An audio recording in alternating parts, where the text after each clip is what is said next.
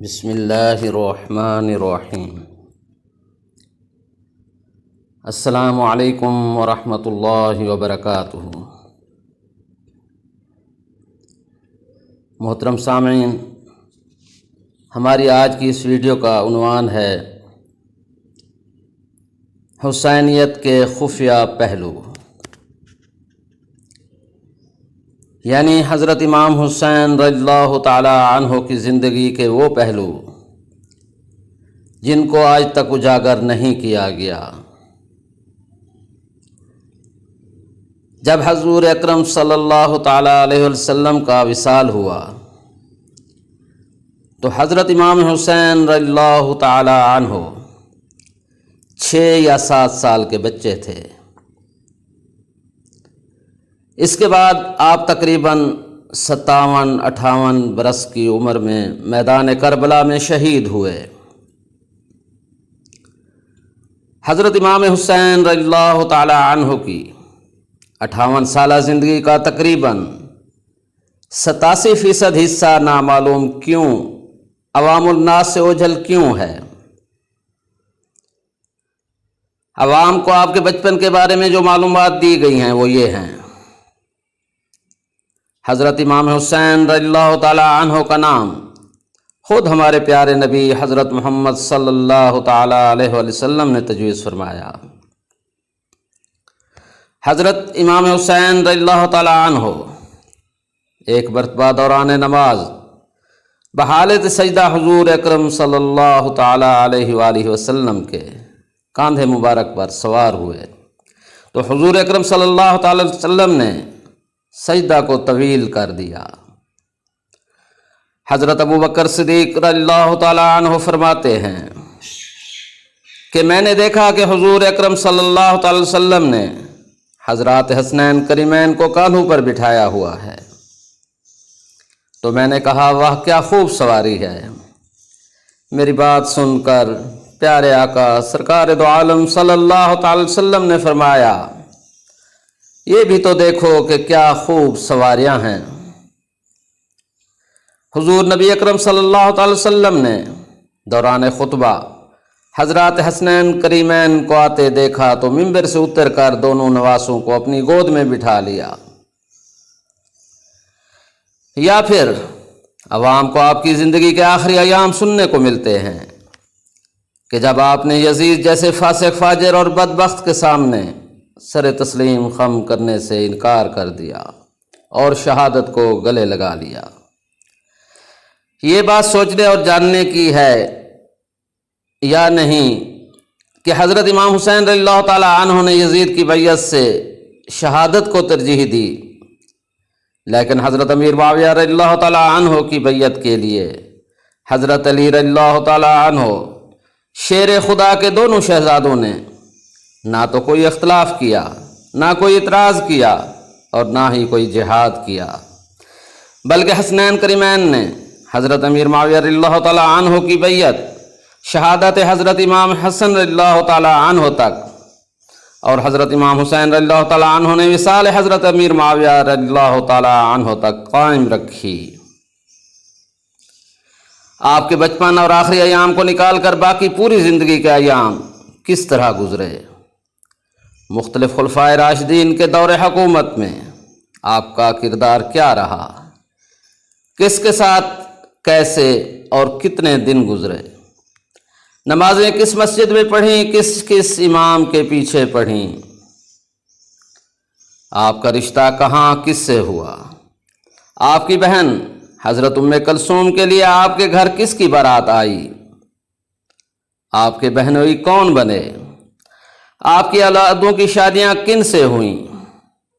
آپ کے قریبی دوست کون تھے؟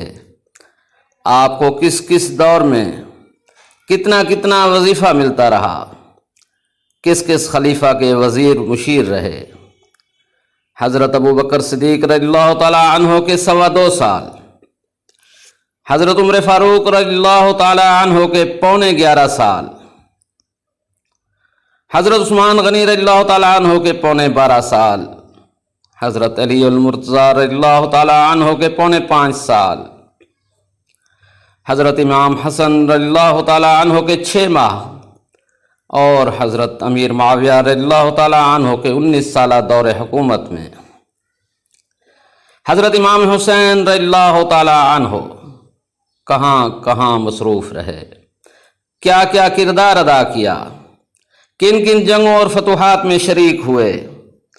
ان سوالات کے مختصر جوابات تو یہی ہیں کہ آپ اس عرصے میں حضور اکرم صلی اللہ تعالی علیہ وآلہ وسلم کے اصحاب خلفائے راشدین کے دست و بازو بنے اور ان کے مقتدی، رشتہ دار، معاون، وزیر، مشیر اور حامی رہے۔ آپ نے حضرت صدیق اکبر رضی اللہ تعالی عنہ سے لے کر حضرت امیر معاویہ رضی اللہ تعالی عنہ تک سب کے ہاتھوں پر بیعت کی اور ان کے پیچھے نمازیں پڑھیں۔ امام حسین رضی اللہ تعالی عنہ نے اپنی ہمشیرہ حضرت ام کلثوم کا حضرت عمر رضی اللہ تعالی عنہ سے نکاح کر کے حضرت عمر رضی اللہ تعالی عنہ کے ساتھ اپنی قربت، محبت، شادی، غمی، دوستی اور رشتہ داریاں سب سانجھی کر لی تھیں۔ حضرت حسین رضی اللہ تعالی عنہ نے اپنی ایک بیٹی حضرت سکینہ کا نکاح حضرت عثمان غنی رضی اللہ تعالی عنہ کے پوتے زید بن عمرو سے اور ایک بیٹی فاطمہ بنت حسین کا نکاح حضرت عثمان غنی رضی اللہ تعالی عنہ کے پوتے عبداللہ بن عمرو سے کر کے حضرت عثمان غنی رضی اللہ تعالی عنہ سے سارے رشتے جوڑ رکھے تھے، جن کا تعلق خاندان بنو امیہ سے تھا۔